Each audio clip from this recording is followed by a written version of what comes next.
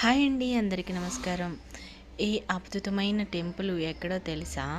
శ్రీకాళహస్తీశ్వరం.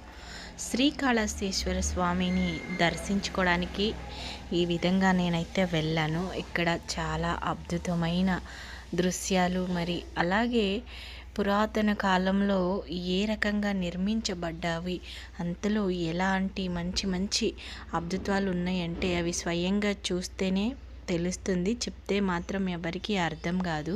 నేనైతే ఈరోజు శ్రీకాళహస్తీశ్వరిని ఈ విధంగా దర్శించుకున్నాను.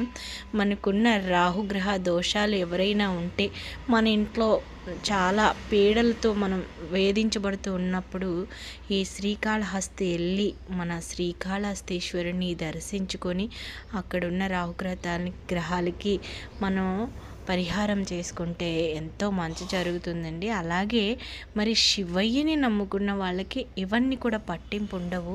మరి ఈశ్వరుడు ఆజ్ఞ లేనిదే ఏది జరగదు. నాకైతే ఈ కార్తీక మాసంలో నా శివయ్య ఈ విధంగా నన్ను అక్కడికైతే చేర్చుకున్నాడు. నాకు చాలా అంటే చాలా సంతోషంగా అనిపించింది.